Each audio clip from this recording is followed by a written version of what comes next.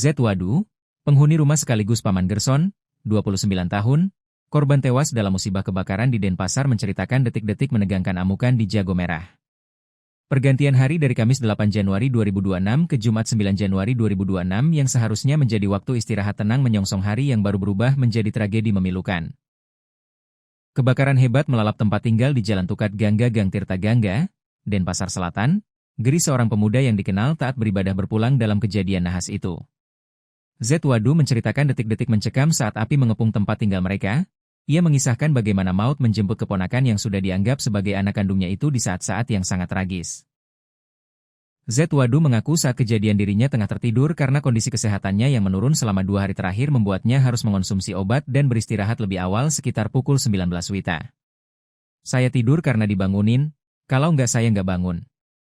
Pintu saya ditendang oleh si Victor, penghuni lain. Kalau tidak, saya terjebak, ucap Z saat ditemui Tribun Bali di lokasi kejadian.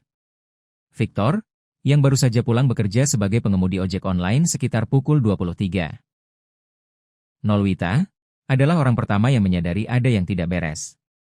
Saat sedang menikmati kopi di tangga, listrik tiba-tiba padam. Tak lama kemudian, ia melihat api sudah membesar di kamar tengah. Api langsung menyambar selang AC. Karena ada freon, langsung meledak. Api seketika jadi besar sekali, tutur Z menirukan kepanikan malam itu. Nasib nahas menimpa Geri yang saat itu berada di lantai atas. Z menduga Geri sebenarnya sudah terbangun karena hawa panas yang menyengat, namun rasa panik membuatnya kehilangan arah. Tragedi terjadi ketika lantai kamar yang terbuat dari teak blok dan dilapisi karpet tak kuat menahan beban serta panas api. Prediksi saya dia jatuh. Begitu dia injak, lantainya jebol karena bawahnya sudah hangus. Spring bed dan plafon triplek turun semua menindih dia ke bawah. Ya, hangus langsung, ungkap Z. Kalau dia lompat ke sebelah mungkin masih ada harapan, imbuhnya. Berdasarkan informasi dari kepolisian, Geri diduga sempat terjebak dalam kondisi menggunakan headset, yang membuatnya terlambat menyadari kegentingan situasi hingga api sudah mengepung akses keluar. Kepergian Geri meninggalkan duka mendalam bagi jemaat gereja Maranatha. Beberapa tahun terakhir, Geri mengabdikan dirinya sebagai pelayan gereja atau koster gereja. Dia anak yang aktif di gereja, dari pagi sampai sore di sana. Ini mumpung dia lagi libur Natal dan Tahun Baru, besok seharusnya dia sudah mulai masuk kerja lagi.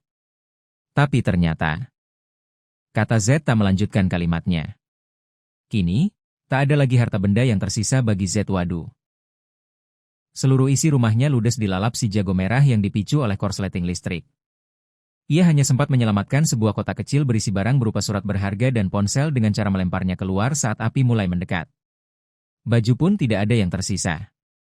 Ini untung ada baju di jemuran kemarin, itu yang saya pakai. Tadi coba masuk mau ambil baju ganti, ternyata sudah kena api semua. Tangan saya juga sempat kena, panas. Tuturnya sambil menunjukkan sisa-sisa puing rumah yang masih dipasangi garis polisi.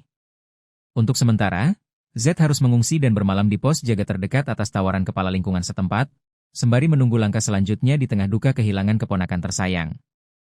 Setelah dari Sanglah, jenazah Geri akan disemayamkan dulu di rumah duka Ersat, besok dimakamkan di Mumbul, Bebernya. Pihak pemadam kebakaran kota Denpasar sendiri telah mengerahkan sedikitnya 6 unit armada untuk menjinakkan api malam itu, namun nyawa Geri tak tertolong akibat cepatnya api merambat di bangunan tersebut. Download Tribun X sekarang, menghadirkan lokal menjadi Indonesia.